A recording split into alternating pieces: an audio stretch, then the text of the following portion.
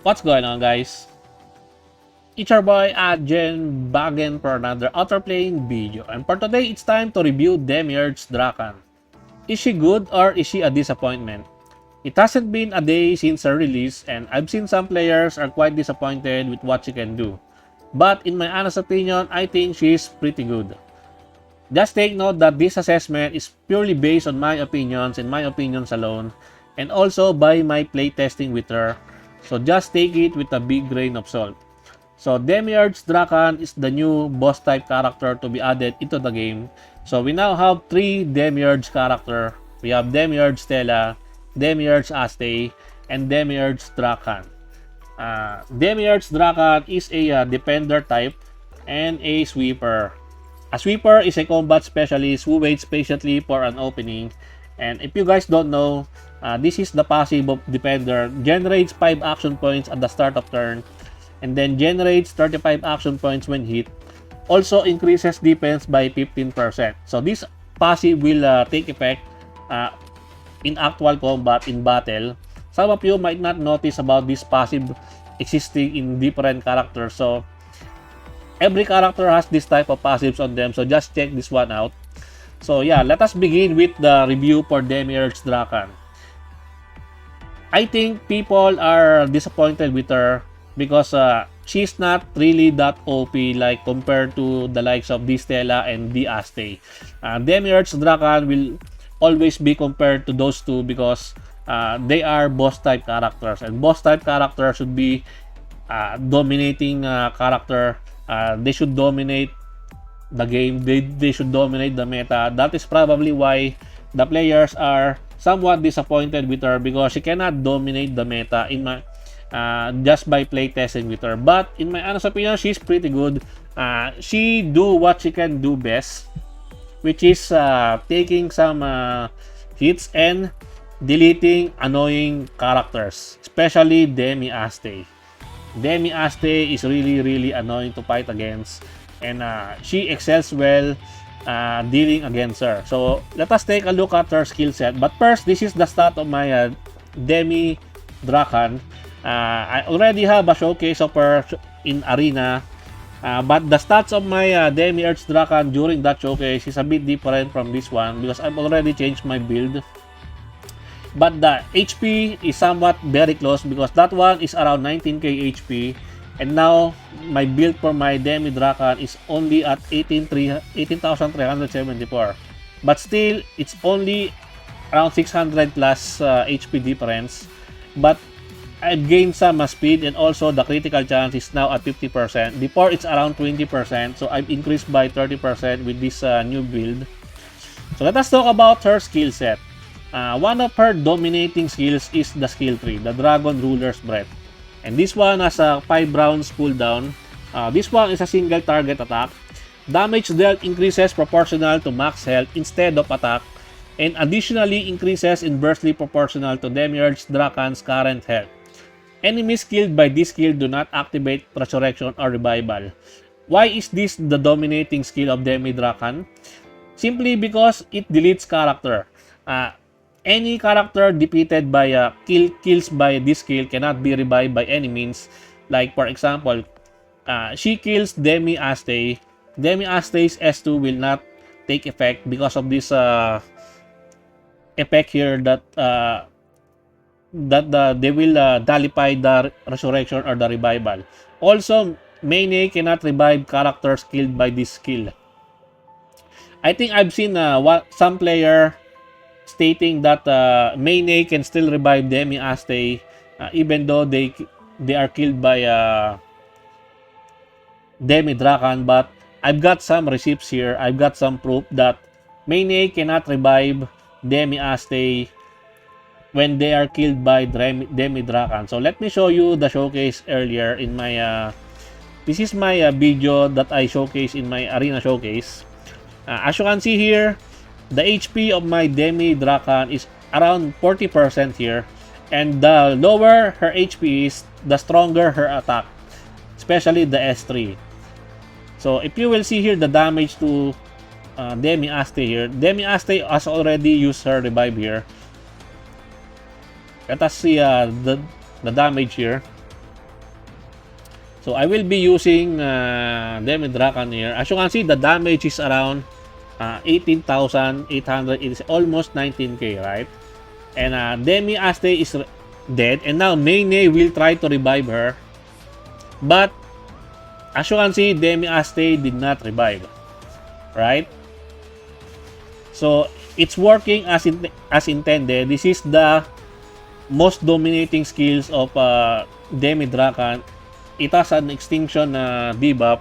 If you don't know what extinction means, it is the debuff from Epic 7 where if the character gets killed by a skill that has extinction, they cannot be revived by any means. So, as you can see, Mayne cannot do something about this one. Even the passive of Demi Aste will not work when killed by this one. So, yeah, this one is really, really strong. As you can see, the damage is really good for a defender. And take note, guys, she is a defender. She is not meant for DPS. That is probably also the reason why some people are disappointed with her because of her damage. And also her damage scaling is something like new because her damage scaling is based on HP, not on attack. Also, some people are asking me to showcase her damage against Mayne. I have also here in my video here. It's not that strong because Mayne is really tanky also. Right, I think just right about here. As you can see, my Demi Drakhan survive Demi Aste's nuke. Here, I will here. This is the damage to Mayne with some attack buff. This is the extra damage. 10.8k with attack buff from Christina. From Christina or from Mayne. Either way, it's still an attack buff. As you can see, the damage is still pretty decent, right? And this one is against Mayne. This one is against Mayne. 10.8k. Pretty good. And then, what about her S2? Her skill 2 grants show your loyalty and a barrier to all allies except for the caster for 2 turns. Barrier strength increases proportional to the caster's max health. After using this skill, gains an extra turn. So, usually the skill rotation for Demi Drakhan is S2 then S3.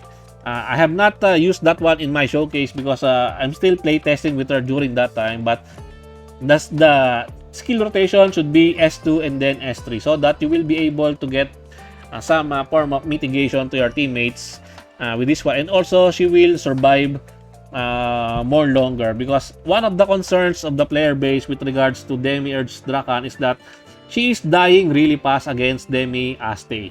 But in my case, I'm not really dying against Demi Aste.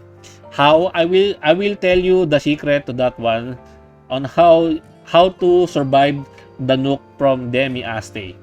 But this one, if you activate this one, she will give some shield to their teammates, and that shield is very thick, especially if you build her with a lot of HP.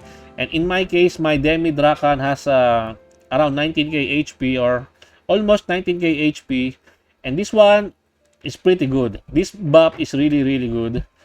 Even though it somewhat it might be a suicide to your teammates, still Demi Drakhan will still survive.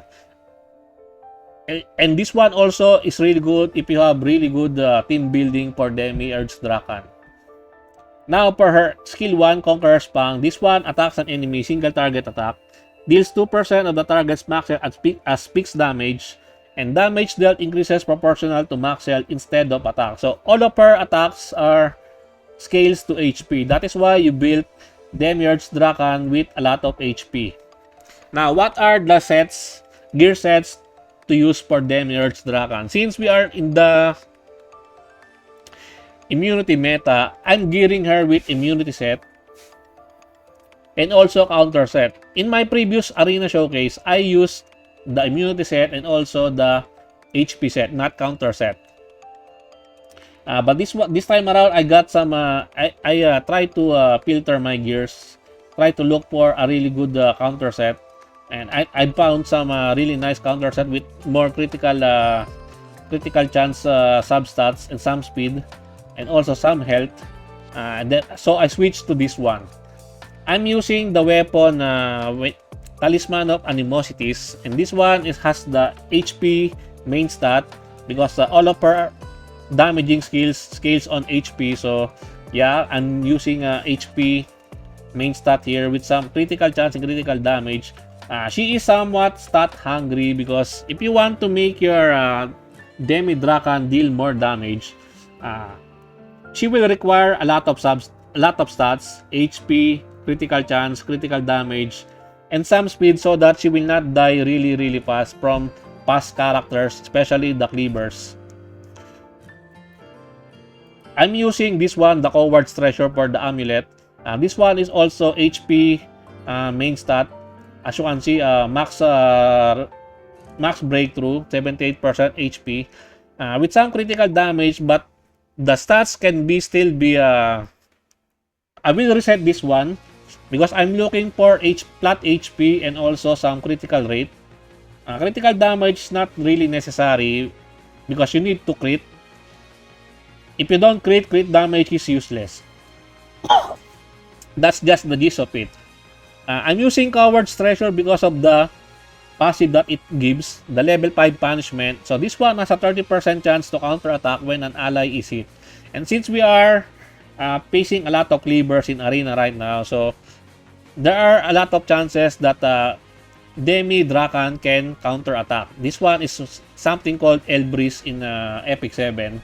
So yeah, this one is really good. I've been using this one a lot. And I've seen some really nice counter chance from this one. Besides this one, I have the counter set, so my counter chance is somewhat higher compared to not having this talisman.